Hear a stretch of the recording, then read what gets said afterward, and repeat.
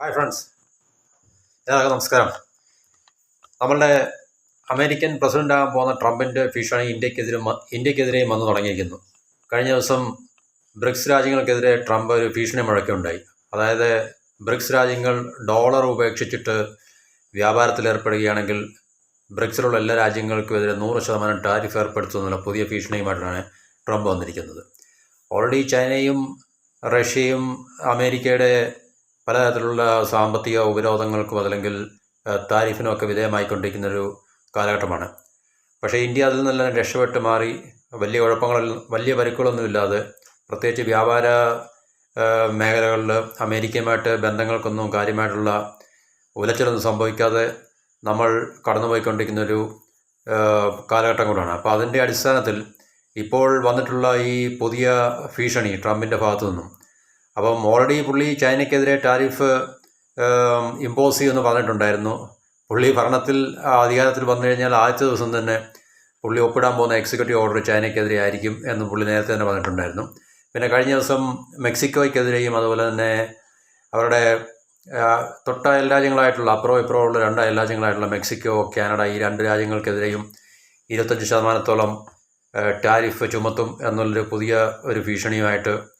കാരണം illegal immigrants, അതുപോലെ തന്നെ ഈ 2 രാജ്യങ്ങൾക്കെതിരെയും അമേരിക്കയും ഈ 2 രാജ്യങ്ങളും തമ്മിലുള്ള വ്യാപാരങ്ങൾ, അതിൽ അമേരിക്കയ്ക്ക് പ്രതികൂലമായിട്ടുള്ള സാഹചര്യങ്ങൾ നിലനിൽക്കുന്നതുകൊണ്ട് മെക്സിക്കോയ്ക്കും കാനഡയ്ക്കുമെതിരെ 25% ടാരിഫ് ഇമ്പോസ് ചെയ്യുന്നൊക്കെയുള്ളൊരു പുതിയ ഭീഷണിയും ആയിട്ട് ട്രംപ് കഴിഞ്ഞ ദിവസം വന്നിരുന്നു. അപ്പോൾ നമുക്ക് ഇന്ത്യക്ക് ഇത് ഇങ്ങനെ ഒരു സാഹചര്യം ഉണ്ടായാൽ, അതായത് ട്രംപിൻ്റെ ഈ ഒരു വാണിംഗ് അല്ലെങ്കിൽ ത്രട്ട് അതൊരു പ്രായോഗിക തലത്തിലേക്ക് വരികയാണെങ്കിൽ ഇന്ത്യയെ അത് എങ്ങനെ ബാധിക്കുമെന്നുള്ളതിനെക്കുറിച്ച് നമുക്ക് വളരെ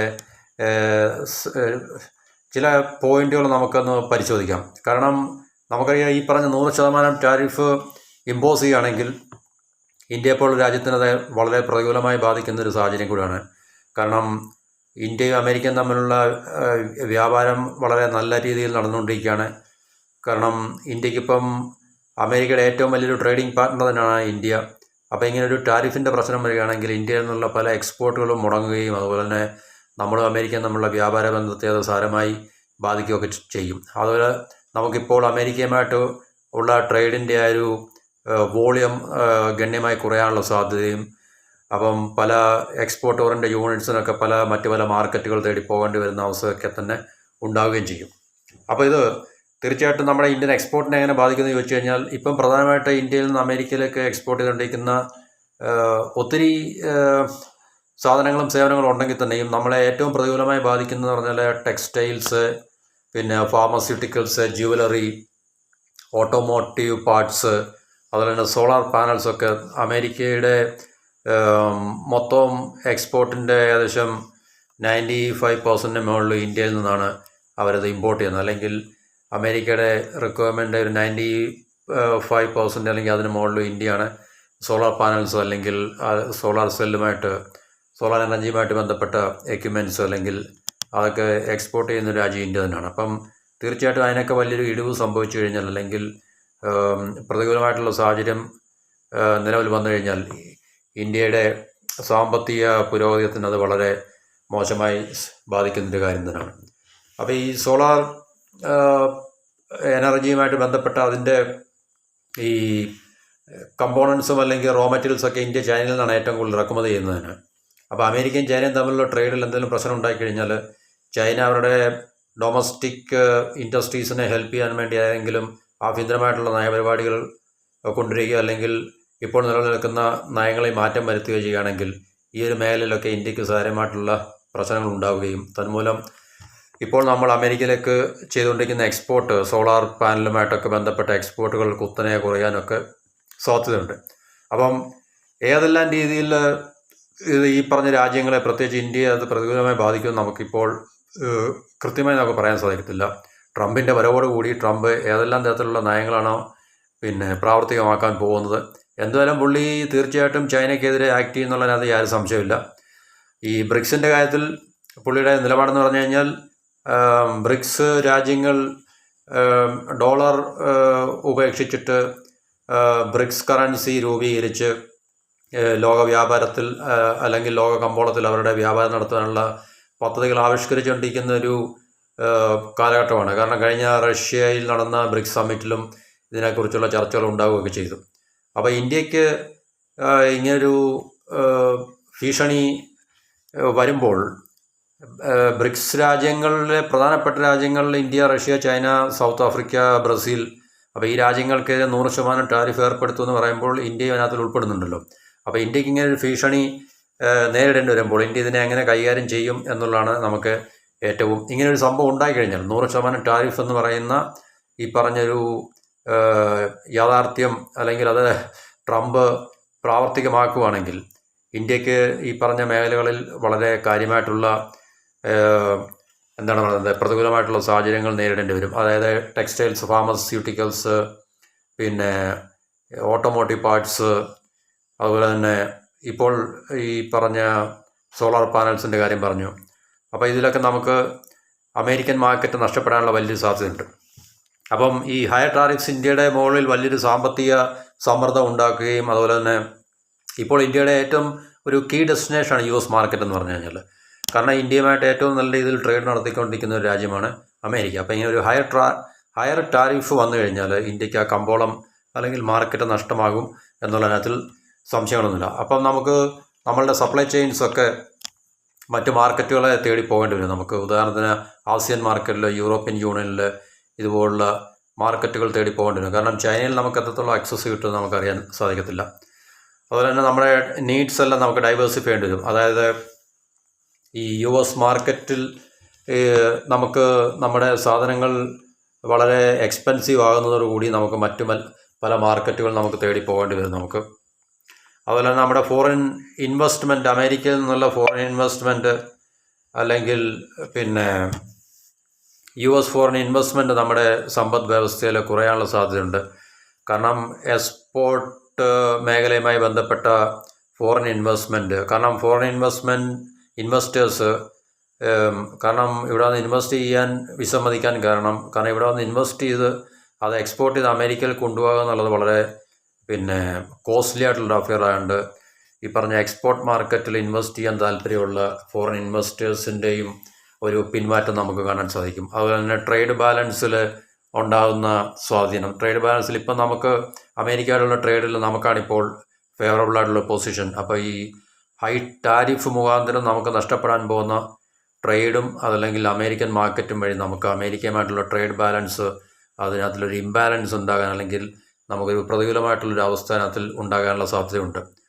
അപ്പം ഇത്രയൊക്കെ വളരെ മിനിമം സംഭവിക്കാവുന്ന കാര്യങ്ങളാണ്. നമുക്ക് മാർക്കറ്റ് നഷ്ടപ്പെടും, നമ്മുടെ ട്രേഡ് നഷ്ടപ്പെടും. അപ്പോൾ അമേരിക്ക ഇന്ത്യയായിട്ടുള്ള ട്രേഡിനകത്തിൽ ഗണ്യമായിട്ടുള്ള കുറവ് വന്നു കഴിഞ്ഞാൽ നമുക്ക് അവരുമായിട്ടുള്ള ഫേവറബിൾ ബാലൻസ് ഓഫ് ട്രേഡ് നമുക്ക് നഷ്ടമാകും. നമുക്ക് മറ്റു മാർക്കറ്റുകൾ എക്സ്പ്ലോർ ചെയ്യേണ്ടി വരും ആദ്യം മുതൽ. ഇപ്പോൾ അമേരിക്കൻ മാർക്കറ്റിലേക്ക് നമ്മൾ വിറ്റഴിച്ചുകൊണ്ടിരിക്കുന്ന സാധനങ്ങൾ പെട്ടെന്ന് തന്നെ നിൽക്കുകയാണെങ്കിൽ നമുക്ക് മറ്റു മാർക്കറ്റുകൾ തേടി പിടിക്കേണ്ടി വരും. മറ്റു മാർക്കറ്റുകൾ എന്ന് പറഞ്ഞാൽ തീർച്ചയായിട്ടും നമുക്ക് ആസിയാൻ മാർക്കറ്റ്സും യൂറോപ്യൻ യൂണിയനൊക്കെ ആയിരിക്കും നമുക്ക് പിന്നീടുള്ള ഫേവറബിൾ ഡെസ്റ്റിനേഷൻസ്. പക്ഷേ അവിടെയൊക്കെ ഈ അമേരിക്കൻ മാർക്കറ്റിൽ നഷ്ടപ്പെട്ട നമുക്ക് എത്ര പെട്ടെന്ന് നമുക്കതിനെ കോമ്പൻസേറ്റ് ചെയ്ത് നമുക്കതിനെ റിക്കവർ ചെയ്യാൻ സാധിക്കും എന്നുള്ളത് ഓൺലി ടൈം ക്യാൻ സേ. ഒരു പെട്ടെന്ന് നമുക്ക് സാധിച്ചെടുക്കാൻ പെട്ടെന്ന് നമുക്ക് മാർക്കറ്റ് ആക്സസ് ചെയ്യാൻ പറ്റുന്ന ഒരു കാര്യവുമല്ല. അതുപോലെ തന്നെ പിന്നെ ഫോറിൻ ഇൻവെസ്റ്റേഴ്സിൻ്റെ വരവ് നിൽക്കും, ഡൈവേഴ്സിഫിക്കേഷൻ നമുക്ക് ചെയ്യേണ്ടി വരും, നമ്മുടെ സപ്ലൈ ചെയിൻസും അതുപോലുള്ള കാര്യങ്ങൾ എന്നൊക്കെ പറഞ്ഞു കഴിഞ്ഞാൽ പിന്നെ നമുക്കൊരു കീ മാർക്കറ്റ് നഷ്ടപ്പെടും. പിന്നുള്ള ഒരു പ്രധാന പ്രശ്നം എന്ന് പറഞ്ഞാൽ ഡൊമസ്റ്റിക് മാർക്കറ്റിൽ ഓപ്പർച്യൂണിറ്റീസ് കൂടും എന്നുള്ളതാണ്. കാരണം ഇപ്പം എക്സ്പോർട്ട് ചെയ്യുന്ന ആൾക്കാർ എക്സ്പോർട്ട് ചെയ്യാൻ സാധിക്കത്തില്ലെങ്കിൽ തീർച്ചയായിട്ടും ഡൊമസ്റ്റിക് മാർക്കറ്റിൽ അവരുടെ അവസരങ്ങൾ തേടിപ്പിടിക്കുകയും ഡൊമസ്റ്റിക് കൺസംഷന് ഒരുപക്ഷെ അതൊരു ബൂമുണ്ടാക്കാനുള്ള സാധ്യത കൂടുകയൊക്കെ ചെയ്യുകയാണ്. പിന്നെ ഇന്ത്യക്ക് ഉള്ള ഒരു സ്കോപ്പ് എന്ന് പറഞ്ഞു കഴിഞ്ഞാൽ വേൾഡ് ട്രേഡ് ഓർഗനൈസേഷനെ നമുക്ക് സമീപിക്കാം. കാരണം ഈ വേൾഡ് ട്രേഡ് ഓർഗനൈസേഷനിൽ രണ്ട് രാജ്യങ്ങൾ തമ്മിലുള്ള ഉഭയകക്ഷി ബന്ധത്തിൽ അല്ലെങ്കിൽ വ്യാപാര ബന്ധങ്ങളിൽ ഏതെങ്കിലും ഒരു രാജ്യം കരാറുകൾ ലംഘിക്കുകയാണെങ്കിൽ നമുക്ക് ഈ ലോക വ്യാപാര സംഘടനയെ സമീപിക്കുകയും അതുവഴി നമുക്ക് നീതി തേടാവുന്നതൊക്കെയാണ്. അപ്പം ഇന്ത്യക്ക് അങ്ങനെ ഒരു ഇന്ത്യക്കല്ല ഏത് രാജ്യത്തിനും അങ്ങനെ ഒരു വഴി മാത്രമേ തുറന്ന് മുമ്പിൽ ഉള്ളൂ. കാരണം അത് നമുക്ക് എത്രത്തോളം യൂട്ടിലൈസ് ചെയ്യാൻ സാധിക്കും, അല്ലെങ്കിൽ എക്സ്പ്ലോർ ചെയ്യാൻ സാധിക്കും എന്നുള്ളത് പിന്നീടുള്ള വരുന്ന ദിവസങ്ങളിലെ മാറ്റങ്ങൾക്കനുസരിച്ച് മാത്രമായിരിക്കും. അപ്പോൾ ഇന്ത്യ ഇതൊരു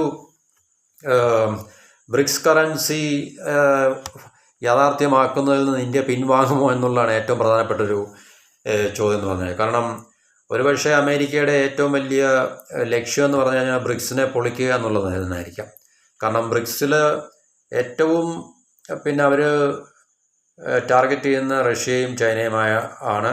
അപ്പോൾ ഇതിനകത്ത് നിന്ന് India, even south Africa, Brazil ഒരു മെല്ലെപ്പോക്ക് നയം തുടരുകയാണെങ്കിൽ, ഈ ഒരു ട്രംപിൻ്റെ അല്ലെങ്കിൽ അമേരിക്കൻ ഭരണകൂടത്തിൻ്റെ ഈ ഒരു ഭീഷണിയുടെ വെളിച്ചത്തിൽ ഈ പറഞ്ഞ 3 രാജ്യങ്ങൾ ഒരു മെല്ലെപ്പോക്ക് നയം സ്വീകരിക്കുകയാണെങ്കിൽ ബ്രിക്സിൻ്റെ മിഷൻസ് അല്ലെങ്കിൽ ബ്രിക്സിൻ്റെ ലക്ഷ്യങ്ങൾ സാധിച്ചെടുക്കുവാനുള്ള കാലതാമസം വരികയും കാലക്രമേണ ഈ ഒരു ഇൻസ്റ്റിറ്റ്യൂഷൻ ബലഹീനമാകുകയൊക്കെ ചെയ്യാൻ കഴിയും. കാരണം അമേരിക്ക പണ്ടുള്ള കാലങ്ങളിലും മറ്റ് ഇതുപോലുള്ള ഇൻസ്റ്റിറ്റ്യൂഷൻസ് അല്ലെങ്കിൽ സംഘടനകൾക്കെതിരെയുള്ള സംവിധാനങ്ങൾക്കെതിരെയുള്ള ഇതേ നയങ്ങളൊക്കെ തന്നെ സ്വീകരിച്ചിട്ടുള്ളത് നമുക്ക് കാണാൻ സാധിക്കും. കാരണം ഇന്ത്യ തന്നെ മുൻകൈ എടുത്ത് പണ്ട് നമ്മൾ ഉണ്ടാക്കിയിട്ടുള്ള നോൺ അലൈൻ മൂവ്മെൻറ്റ്, ഏതാണ് ചേരിചേര പ്രസ്ഥാനം അല്ലെങ്കിൽ സാർക്ക്, ഇതുപോലുള്ള ഈ ഓർഗനൈസേഷൻസ് എല്ലാം നിർവീര്യമാക്കപ്പെടുകയാണെന്ന എന്ന കാഴ്ചയാണ് നമ്മൾ കണ്ടിട്ടുള്ളത്.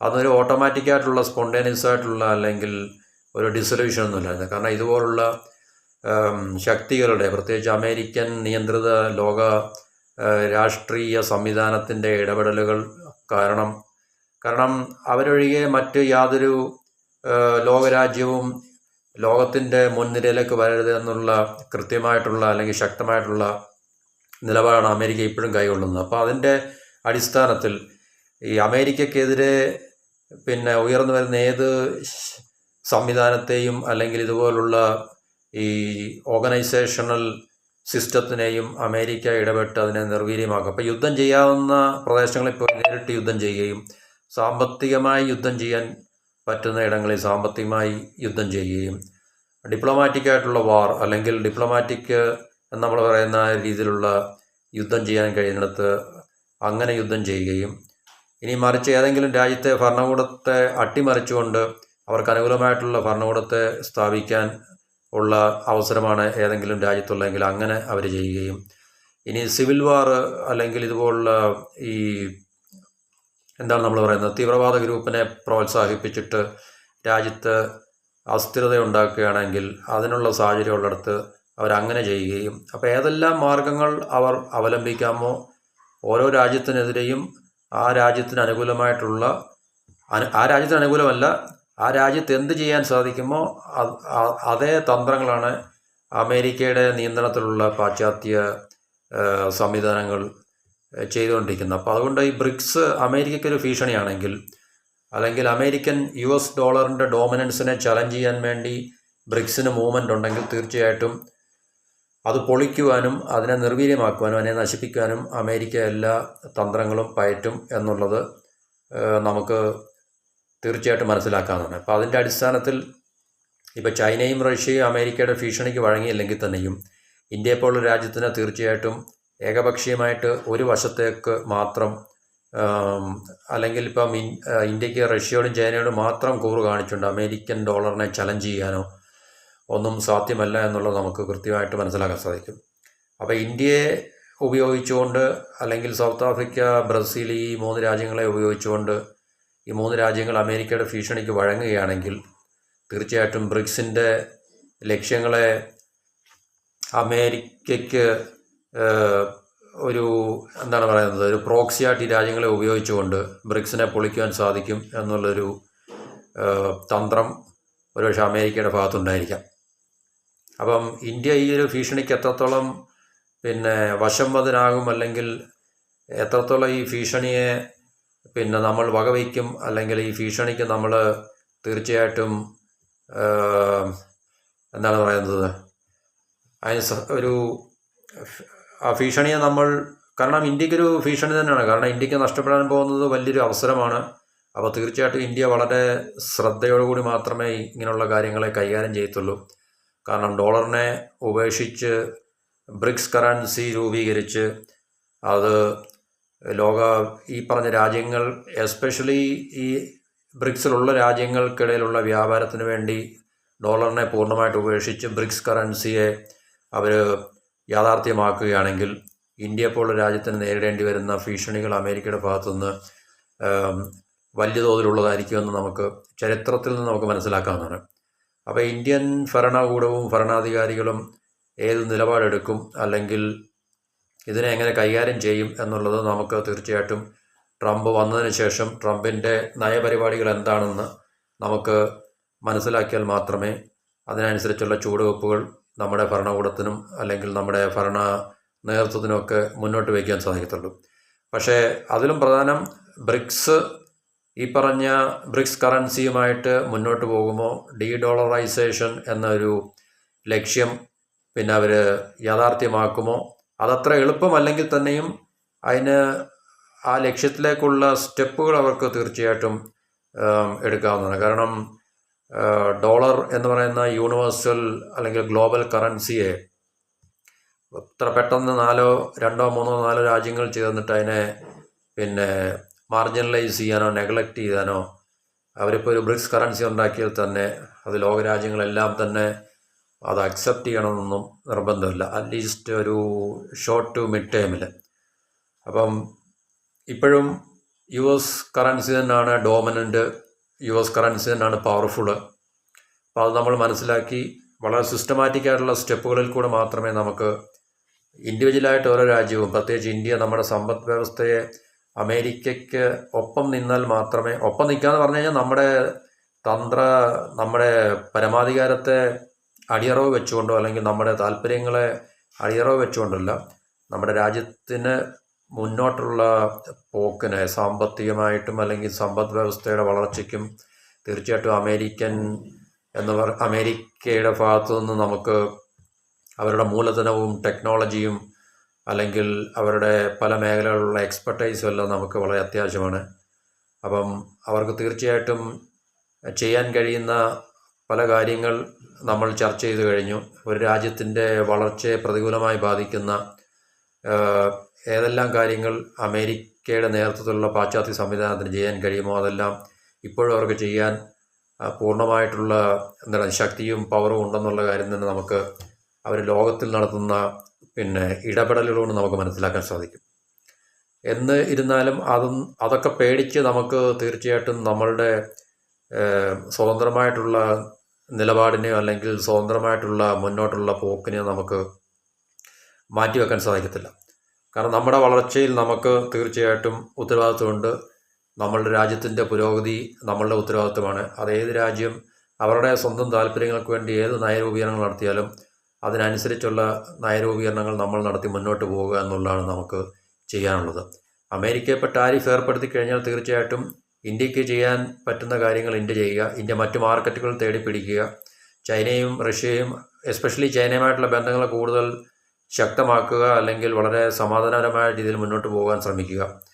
അങ്ങനെ ചൈനയുടെ മാർക്കറ്റിനെ നമുക്ക് തീർച്ചയായിട്ടും എക്സ്പ്ലോർ ചെയ്യാൻ സാധിക്കും. പിന്നെ യൂറോപ്യൻ യൂണിയൻ എന്ന് പറഞ്ഞ വലിയ മാർക്കറ്റുണ്ട്.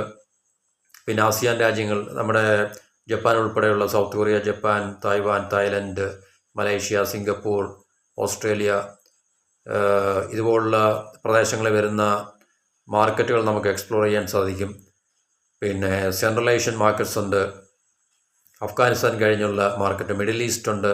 അപ്പോൾ ഈ മാർക്കറ്റുകളെല്ലാം നമുക്ക് കൂടുതൽ എക്സ്പ്ലോർ ചെയ്തിട്ട് നമ്മുടെ ട്രേഡിനെ നമുക്ക് കൂടുതൽ സുഗമമായിട്ട് മുന്നോട്ട് കൊണ്ടുപോകാൻ സാധിക്കുമെന്നുള്ള വലിയൊരു അവസരം നമ്മുടെ മുന്നിലുണ്ട്. പക്ഷേ എത്രത്തോളം നമുക്കതിനെ ഉപയോഗിക്കാൻ സാധിക്കുമെന്നുള്ള പൊളിറ്റിക്കൽ ലീഡർഷിപ്പും പൊളിറ്റിക്കൽ കറേജുമാണ് പ്രശ്നമെന്ന് പറഞ്ഞു കഴിഞ്ഞാൽ. അമേരിക്കയുടെ ഭീഷണിക്ക് നമ്മൾ വശപ്പെട്ട് അവർ പറയുന്നത് കേട്ട് അവരുടെ ചൊൽപ്പടിക്ക് നിൽക്കുകയാണെങ്കിൽ നമുക്ക് ഈ പറഞ്ഞ കാര്യങ്ങളെ പ്രാവർത്തികമാക്കുവാനും യാഥാർത്ഥ്യമാക്കുവാനും സാധിക്കത്തില്ല എന്നുള്ള കാര്യം ഉറപ്പാണ്. എന്നിരുന്നാലും നമുക്ക് തീർച്ചയായിട്ടും അമേരിക്കയുടെ ഈ റഷ്യയും ചൈനയും തമ്മിൽ കൂടുതൽ ഈ കൈകോർക്കുവാൻ ഉള്ള കാരണമെന്ന് പറഞ്ഞു കഴിഞ്ഞാൽ അമേരിക്കയുടെ നയങ്ങൾ തന്നെയാണ്. അപ്പം അമേരിക്കയുടെ ഇതുപോലുള്ള നയങ്ങൾ ഒരുപക്ഷെ ഇന്ത്യയെ കൂടുതൽ ചൈനയുടെ അടുത്തേക്ക് കൊണ്ടെത്തിക്കുവാനും അല്ലെങ്കിൽ ചൈനയും ഇന്ത്യയും തമ്മിലുള്ള ബന്ധങ്ങൾ കൂടുതൽ ശക്തമായിട്ട് മുന്നോട്ട് കൊണ്ടുപോകാൻ സഹായിക്കുന്ന തരത്തിൽ ആയിരിക്കും അമേരിക്കയുടെ ഇതുപോലുള്ള നിലപാടുകൾ എന്നുള്ളത് നമുക്ക് മനസ്സിലാക്കാൻ സാധിക്കും. ഇപ്പം ഇറാൻ, റഷ്യ, ചൈന ഇതുപോലുള്ള രാജ്യങ്ങൾ കൂടുതൽ സൗഹൃദത്തിൽ ഏർപ്പെടുകയും അല്ലെങ്കിൽ വളരെ ഡീപ്പായിട്ടുള്ള റിലേഷൻസ് മെയിൻറ്റെയിൻ ചെയ്യുകയും ചെയ്യുന്നത് എന്താണെന്ന് വെച്ചാൽ അമേരിക്കയ്ക്ക് അവരോടുള്ള സമീപനം കൊണ്ടാണ് തീർച്ചയായിട്ടും അതിൽ. അപ്പോൾ അതുപോലെ തന്നെ ഇന്ത്യക്ക് പ്രതികൂലമായിട്ടുള്ള സാഹചര്യങ്ങൾ സൃഷ്ടിച്ച് അതുപോലുള്ള നയങ്ങൾ ആയിട്ട് മുന്നോട്ട് വരികയാണെങ്കിൽ തീർച്ചയായിട്ടും അമേരിക്കയും ഇന്ത്യയും തമ്മിലുള്ള നിലനിൽക്കുന്ന വളരെ ഊഷ്മളമായിട്ടുള്ള ഈ വ്യാപാര ബന്ധങ്ങളും മറ്റും തടസ്സപ്പെടുകയും ഇന്ത്യയെ കൂടുതൽ ചൈനയും റഷ്യയും ഇന്ത്യയും തമ്മിലൊരു വലിയൊരു കൊളാബറേഷൻ സാധ്യമാക്കാനുള്ള വഴി ഇവിടെ അത് തെളിക്കും. അത് അമേരിക്കയ്ക്ക് തന്നെയാണ് അത് കൂടുതൽ ദോഷം ചെയ്യുന്നത് എന്നുള്ള കാര്യങ്ങൾ നമുക്ക് തീർച്ചയായിട്ടും ഇതിൽ കൂടെ നമുക്ക് മനസ്സിലാക്കാൻ സാധിക്കും. പക്ഷേ അത് അമേരിക്കൻ പോളിസി മേക്കേഴ്സ് ട്രംപിൻ്റെ വെറും വാചോടാപം മാത്രമാണോ ഇത് നമുക്കറിയില്ല. കാരണം ആദ്യത്തെ ജനുവരിയിൽ ട്രംപ് ചൈനയ്ക്കെതിരെ താരിഫ് ഏർപ്പെടുത്തുമെന്ന് പറഞ്ഞത് തീർച്ചയായിട്ടും ഏർപ്പെടുത്തി. കാരണം ഇന്ത്യയും പുള്ളി കറൻസി മാനിപ്പുലേറ്റർ എന്നൊക്കെ വിളിക്കുകയൊക്കെ ചെയ്തു, കാരണം ചൈനയ്ക്കൊപ്പം തന്നെ. പിന്നെ അത് ബ്ലാക്ക് ലിസ്റ്റിൽ നിന്ന് ഇന്ത്യ എടുത്ത് മാറ്റുകയൊക്കെ ചെയ്തു 2019. അപ്പം അത് നമ്മൾ പത്രമാധ്യമങ്ങളിൽ കൂടെ ഒക്കെ വായിക്കുന്നത് ട്രംപും മോഡിയും തമ്മിൽ നല്ല സൗഹൃദ ബന്ധങ്ങളുണ്ട്, അല്ലെങ്കിൽ ട്രംപ് ഇന്ത്യക്കെതിരെ അങ്ങനെ രൂക്ഷമായിട്ടുള്ള ഒരു നിലപാടുകളൊന്നും എടുക്കത്തില്ല എന്നൊക്കെയുള്ളതാണ് നമ്മൾ ഇതുവരെ വായിച്ചറിയുകയും കേൾക്കുകയൊക്കെ ചെയ്തിട്ടുള്ളത്. പക്ഷേ അത് എത്രത്തോളം ഇനിയും അദ്ദേഹത്തിൻ്റെ രണ്ടാമത്തെ വരവിൽ അത് എത്രത്തോളം പ്രാവർത്തികമാകും, അല്ലെങ്കിൽ പുള്ളി ഏത് തരത്തിലുള്ള നിലപാടുകളായിരിക്കും എടുക്കുന്നതെന്ന് നമുക്കറിയത്തില്ല. പക്ഷേ ട്രംപിൻ്റെ പോളിസി എന്ന് പറഞ്ഞാൽ അമേരിക്ക ഫസ്റ്റ് എന്നുള്ളതാണ്. മേക്ക് അമേരിക്ക ഗ്രേറ്റ് അഗെയിൻ എന്നുള്ളതാണ് പുള്ളിയുടെ മിഷൻ, പുള്ളിയുടെ ഉദ്ദേശം എന്ന് പറഞ്ഞാൽ. അപ്പം അമേരിക്കയുടെ ഈ പറഞ്ഞ ഈ മോശമായിട്ടുള്ള ഇപ്പോഴത്തെ അവസ്ഥയ്ക്ക് കാരണം ഇതുപോലുള്ള രാജ്യങ്ങളാണെന്നാണ് ട്രംപ് പറയുന്നത്. ചൈന, ഇന്ത്യ ഇതുപോലുള്ള രാജ്യങ്ങൾ. ഇപ്പം മെക്സിക്കോ ഒക്കെ പുള്ളി ബ്ലാക്ക് ലിസ്റ്റ് ചെയ്തിട്ടുണ്ട്. കാരണം ചൈനയ്ക്കെതിരെ ടാരിഫ് ഏർപ്പെടുത്തിയതിന് ശേഷം ചൈന മെക്സിക്കോയിലൊക്കെ സാധനങ്ങളെല്ലാം വൻതോതിൽ എക്സ്പോർട്ട് ചെയ്ത് അവിടുന്ന് മെയ്ഡ് ഇൻ മെക്സിക്കോ എന്നുള്ള ലേബലിൽ കൂടെ അത് അമേരിക്കൻ മാർക്കറ്റുകളിൽ എത്തിച്ചുകൊണ്ടിരിക്കുന്ന വലിയൊരു സംഭവവികാസം ഇപ്പം നടന്നുകൊണ്ടിരിക്കുകയാണ്. അപ്പോൾ അതുകൊണ്ടായിരിക്കാം ട്രംപ് ഇപ്പോൾ മെക്സിക്കോയെ ടാർഗറ്റ് ചെയ്യുന്നത്. പിന്നെ അവിടെ നിന്നുള്ള ഇല്ലീഗൽ ഇമിഗ്രൻസ് ഉണ്ട്, അത് വേറൊരു വിഷയമാണ്. പക്ഷേ മെക്സിക്കോയിൽ നിന്നും അമേരിക്കയിലേക്കുള്ള എക്സ്പോർട്ടിൻ്റെ അളവ് വളരെ കൂടുതലാണ്. അത് ശരിക്കും പറഞ്ഞു കഴിഞ്ഞാൽ നേരത്തെ അമേരിക്കയും മെക്സിക്കോയും കാനഡയും തമ്മിൽ ഒപ്പിട്ട ഒരു നാഫ്റ്റ എന്ന് പറഞ്ഞൊരു ട്രേഡ് കരാറുണ്ട്, North American Free Trade Agreement എന്ന് പറഞ്ഞിട്ട്. Mexico, Canada, America, MCA. അപ്പോൾ ഈ 3 രാജ്യങ്ങൾ തമ്മിലുള്ളൊരു ഫ്രീ ട്രേഡ് സ്വതന്ത്ര വ്യാപാര കരാർ അനുസരിച്ചിട്ട് ആണ് തീർച്ചയായിട്ടും ഈ അമേരിക്കയിലെ വൻ തോതിലുള്ള കൺസംഷനെ മീറ്റ് ചെയ്യുന്ന പറഞ്ഞാൽ മെക്സിക്കോ എന്ന് പറയുന്ന ഈ മെക്സിക്കോ കമ്പാരിറ്റീവ്ലി ഒരു ഡെവലപ്പിംഗ് നേഷനാണ്. ഇന്ത്യയെ പോലൊക്കെയുള്ളൊരു രാജ്യം തന്നെയാണ് ശരിക്കും പറഞ്ഞു കഴിഞ്ഞാൽ.